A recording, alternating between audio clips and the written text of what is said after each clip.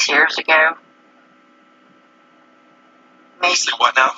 I got pulled over like Pulled over. maybe 5 or 6 years ago. For what? Well, that's the weird thing. I left a convenience store and I was going left through a small town that has 2 lanes on each side, so 4 lanes, okay? And I was only going a block west. I turned out of there going left, and I went across all the lanes into the far right lane because I was fixing to turn right to go to a house. And cop followed me for about 3 blocks and then turned their lights on, pulled me over. You know how bored those cops get in those cities, though? They said the reason they pulled me over was because I crossed too many lanes. They can get legally. They can do that.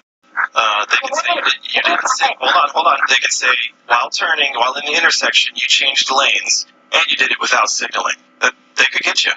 But I did signal. They couldn't give me that. No. I'm saying signal to go into the right lane. Well, that's what I'm saying. I did signal. So wait, you took a left and then signaled as you're taking the left, also to signal that you're going to the right, like in the middle of all.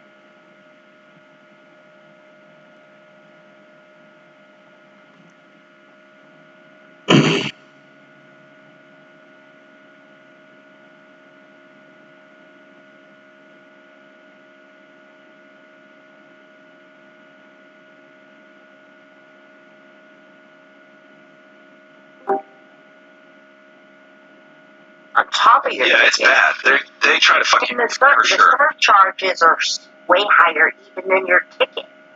Yeah. My son, You don't want to get tickets in Austin. my son had like over $1,000 worth of surcharges Ugh. on top of his tickets.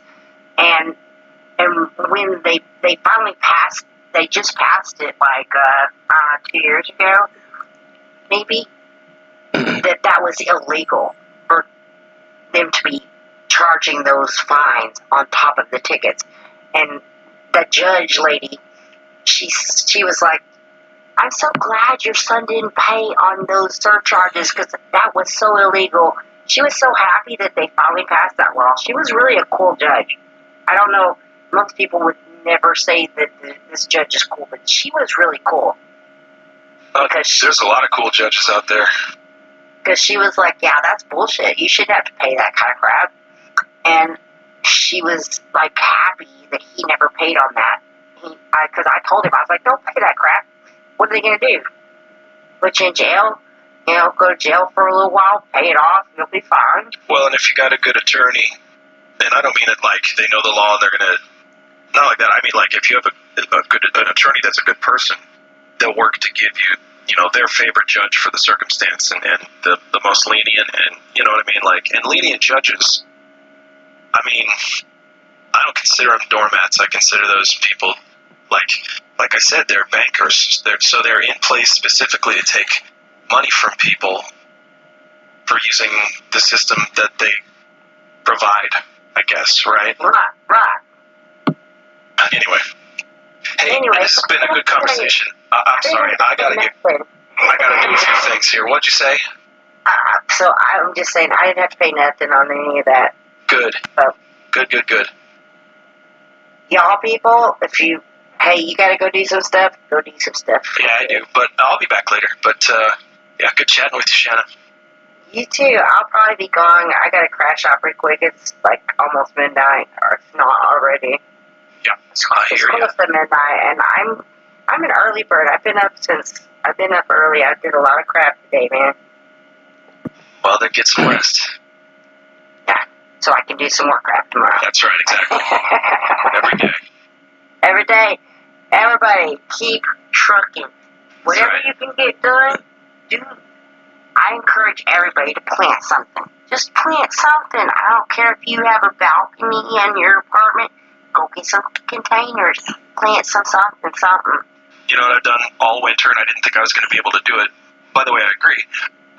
Is I have a cherry tomato plant that I was growing cherry tomatoes with for all of last spring and summer. And I was so disappointed that I would have had to have, killed it or whatever. And I didn't have to. I brought it inside. Now, it's an installment, right? It's not small. But I have a big cherry tomato plant right next to my deck. So it gets sun. And it's inside in a warm area. So it's next to my deck. Yeah. And I get, I'm south facing, so I get sun all day. So I've been eating cherry tomatoes throughout the winter in a winter climate. Yeah, it's been great. That's super awesome. I didn't know that they would keep growing. Me neither. I was like, they're probably not going to like it, but they're not as sensitive as you think. They're hardy. And, yeah, it was cool. That's very cool. She's right, folks. Plant some stuff. Yeah, plant some stuff. I don't care what you're working with. Just plant something. Yep. Alrighty, I'll talk to you guys later. Have a good night. Hey, you too, man.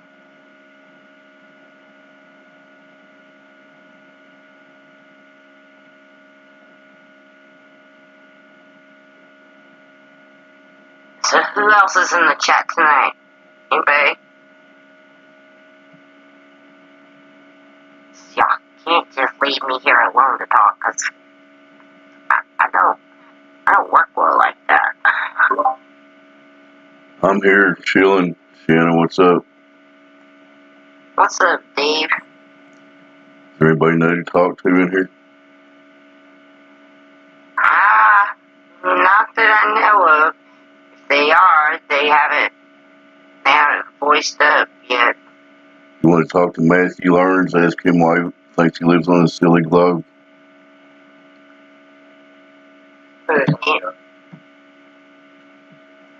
Shanna had some questions for you, Matthew. Go ahead, Shanna. I have questions for Matthew. I have questions for you. Well, you go right ahead and ask me. It's a full moon tonight. Did you notice? Well, it's not quite full. It's almost. Oh, is it plural? What's your question? What do you think the moon is? I don't know. Never been there. I think it's a luminary. I consider it just a luminary. Yeah, fair enough. Okay. What do you think it is? When I look at it through binoculars or a telescope, it looks like a physical object up there. And it does. It does have texture and features. But, so does my TV, right? Right. And so a physical object would sort of obey the laws of perspective and kind of be in a place and have size and that kind of stuff. That's why I was asking. Oh, by the way, it's a full moon in about 14 hours. So the reason I say my TV has, when I look at something through my TV, just like with you say you're looking through your video recorder at the moon, zoomed in, you're looking at a flat screen, but you still see textures. Right, yeah. So, just because those things seem that way does not mean it's actually a textured subject, does it? No, I just generally trust my eyes with seeing if it looks like a textured object. And I'm not saying it's not. I'm just saying I don't know what it is. Personally, can you say personally you know what it is? No, I can only say what it looks like. Right, that's me. That's me, and I do think it does look like it is a bit 3D. It's got some 3D-ness to it. But don't you find it extremely strange?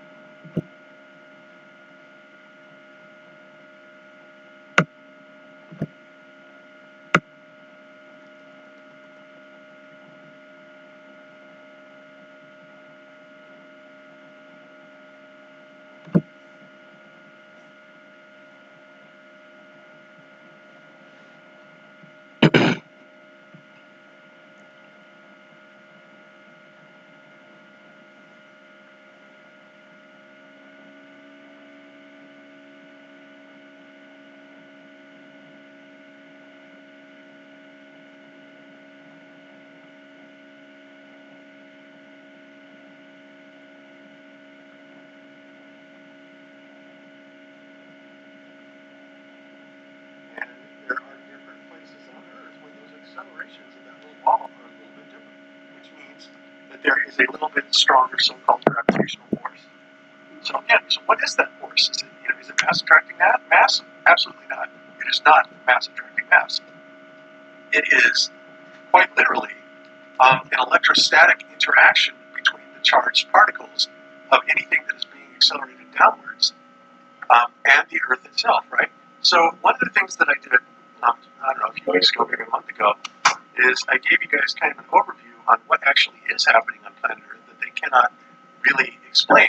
And that is the equipotential lines of force that take place over plain Earth, right? There are lines of force that measure out to approximately 100 volts per meter. And according to Richard Feynman, it goes all the way up and measured at 50 kilometers which is about 5 million volts of potential. I personally believe that it goes up to 100 kilometers, which would be 10 million volts. And I'll get to that. Of course, I'll get to that reason why. But basically, it's because a lot of things happen at 100 kilometers. Many things happen at 100 kilometers. You've heard me talk about how they fire lasers at the sodium layer there so that they can create artificial stars. You have sprites and elves and stuff that actually discharge upwards, and they flatten out at 100 kilometers. Yeah, that's a dead giveaway. The discharge up there like that, it's touching something physical. There's something solid up there that it's discharging into. Absolutely. Like lightning striking the ground. If it goes up, there's something there to connect to. Right. That's why it's doing that. They were setting off those in Operation Fishbowl and that sort of thing. They would mushroom out on what looked like a solid barrier up there, didn't they? Absolutely. So, question from the chat. Hayward says, is the fluid-like properties of the ether responsible for the so-called Mandela Delta effect? I don't know what the Delta effect is of Mandela. Is that something? It's a variant. A variant? Okay, I don't know what the Mandela Delta effect is, but the Mandela effect, that I believe, that's when you can kind of wander off into, some philosophical ground, and the possibility that this could be a simulation. And, like I've said many times before, I don't necessarily discount that. I think it's entirely possible. And if it is a simulation, then all of a sudden things, involving the Mandela effect would make a lot more sense. But we're not, talking about that today. But at some point we will get to that, because it is something that's really cool to talk about. And there is definitely an interaction with matter, as far as I believe. Yeah. Oh, yeah. Absolutely. Yeah, it all comes together, guys. I mean, it all,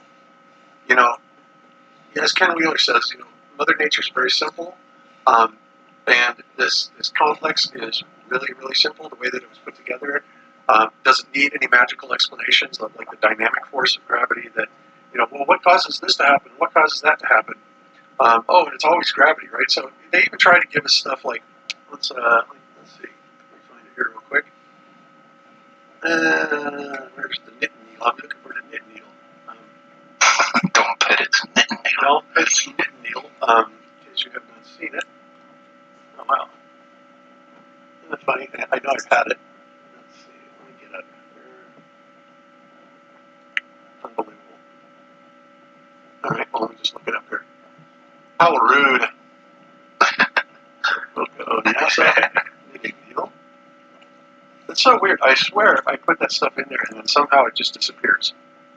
It's just crazy. Alright, here it is. So what basically NASA is trying to do here is they're trying to explain away that gravity actually can be a plausible force for causing things to orbit, right? Go into orbit, because they really, really need this really wonderful and dynamic force to cause things to orbit into planets. The problem is, guys, is that it just like you're going to see here in a minute when we run this electrostatic, at some point there's a loss of inertia.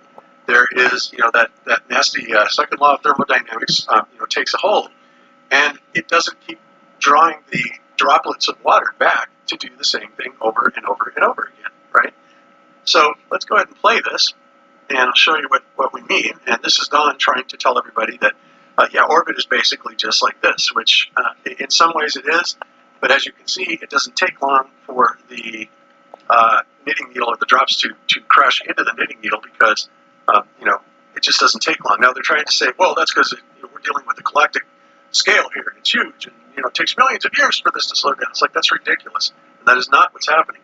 But this alone is why it needs to be existed. Go ahead.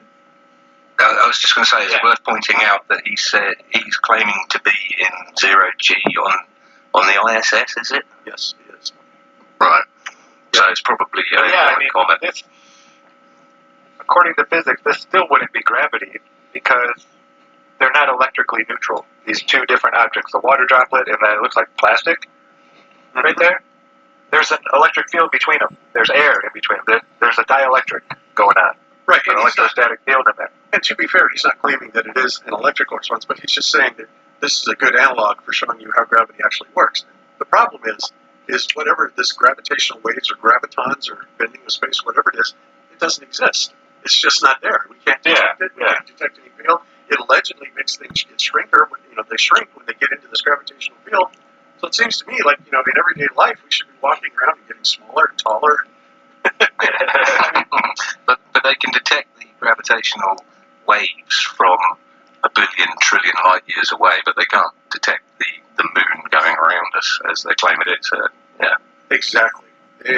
So, it's absurd. Let's give Mr. Don Pettit the mic here, and this is what he has to say about it. Here we go. And what you're looking at is a hit needle. And I happen to have in my crew preference a couple of hidden needles. And not that we have a lot of time to do hitting up here, but there's some other neat things you can do with them. And so watch this. So here I have a piece of paper, and I rub the knitting needle with a piece of paper. And this knitting needle is Right there. This is 100% electrostatic. You just put a charge on there by doing that. This is an electrostatic demonstration. That's why the droplet keeps getting closer and eventually touches, because the droplet's probably positive, and that But he doesn't mention that'll it, be does he? negative. No, but that rubbing right there, no. Oh, yeah, totally. To create an electrostatic, I mean, you can watch Walter Lewin do this all day, creating electric charges by doing that. Yeah, what he just did was when you rub a balloon on your jumper and then make a hair stand on it. That's exactly what he just did. But he doesn't mention electrostatics after that, does he? Nope. But So find out. But that's certainly what he's implying, that this is gravity for you. This is how it works. So let's continue. Millimeters in diameter. And now I'm going to take a syringe with a little Teflon cannula. I'm going to squirt drops of water out, and look what happens when those drops of water get close to that charged knitting needle. Fair enough, he said charged. So this is like a little satellite going around a cylindrical shaped planet. Except the physics here is a little bit different. It's not about gravitation. It's about charge forces. And of course, charges can exert a potential field, as we call it. So it can exert a force at a distance with no tangible connection. And so you have a charge drop that was ejected from the Teflon tip syringe. And then you have the charged knitting needle. And they're going to be attracted if they're opposite charges. But because the drop has a velocity to it, it's orbiting around the knitting needle. Okay, so I'll take that back. He is talking about charges and electrostatics, basically. Yeah, he made I bet you could do this in a zero-G plane. I bet you could do this pretty easy in a zero-G plane. Probably. Because you saw there's definitely a cut in there. Because it went I from think that's- droplets onto it to a bunch all of a sudden. I think that's what we're looking at. Yeah, he probably. How else would he do it? Well, he certainly exerts knowledge in space. So he's essentially created a zero-G environment. But so we have these things that are spinning around, and eventually they always come back, and they eventually succumb to the so-called force. And so what you have here is you have something that mimics what they call gravity, something that mimics what they call orbit, but the difference is the electrostatic demonstration that they use is actually real. These are forces we can actually measure, people. Unlike gravity, which we can't measure any gravitational force, we can't measure any bendy space-time. How the hell do you measure bendy space or time, for that matter? I mean, get real. You can't do that. Those are conceptions. They're privations. But this, because it's electric, there is, in fact, an electric field that's going on around it. Because what's making the electric field? Well, two things. One, when he took the cloth and he charged the knitting needle, okay, that then gave a potential charge to the knitting needle. And, of course, then the air in and of itself that's around it also takes a little bit of that charge, and then water has also a little bit of charge as well. So then he does this experiment, and bada bing, off we go. And here's what we're seeing. Now this knitting needle has a really different than... Go ahead. I was just going to say, and a really neat thing is that, I mean, rubber, glass, plastic, Teflon, there's all different types of, even there's two different types of plastic. The acrylic type of plastic, that holds a different charge than regular plastic. So by adding, you can get positive and negative on just about everything. Rubber is an insulator, yes, but it will hold a negative charge if you rub it with cat fur. And then the cat fur will get positively charged. It's really neat how all this stuff works. Yep. But everything can be charged electrostatically, either positive, negative, I mean, everything can. And in fact, unlike gravity, everything is charged electrostatically. And there is no such thing as this gravitational field. Going forward here. Fantasy that they made up, emulating something that they know exists full well. And then they tried to change the math and all the equations to support it. And it's so amazing that all these physicists cannot see this. This is so damn simple, what we're seeing now. Yeah. I mean, if gravity worked the way they said it would, with mass attracting mass, surely they wouldn't need to charge the needle at all. Because it's a mass that is greater than the water particles or globules going around it. The water should be attracted to the needle just through mass. Am I getting that right? Yeah, absolutely. It's providing that there's not something with more mass that would be closer to it. Because that's, of course, that's what they're saying. Oh, well, no, the spacecraft's got more mass in it, so it's going to be attracted to that. Like, yeah, whatever. And then why is it? I mean, we know they're shooting this in a spacecraft, but because it's electrostatic, and this attraction is based on a close proximity charge. You know, like I said, they're just trying to emulate it. They're just trying to use it and say, yeah, this is gravity. We can't recreate gravity. We cannot measure gravity. What they can do, like I said, is measure what gravity does as far as accelerate objects. But that's it. But it's not gravity that does that. That's the whole thing. It's a problem. So let's finish this out real quick and then we'll go on. When we started out, this needle is made out of Teflon. And Teflon has some really neat static charging properties when you're rubbing. And I figured it'd be good to have a Teflon net needle when you're on station. Now look at this droplet. It's orbiting around, and since we have cylindrical geometry here, it can recess down the cylinder, but then it gets to the end, and it reverses its direction and lines back along the cylinder, so it seems to be trapped. Here we have some little tiny droplets. They kind of remind me of flies on a picnic out in Houston. And these droplets, the bigger ones that you're seeing there, are about 6 to 7 millimeters. That Teflon rod is about 6.5 millimeters in diameter. And then here you see a bunch of little tiny droplets, and they're making spirals, and they go down the cylinder for a while, and then they'll reverse their direction and spiral back. Now, if you look closely,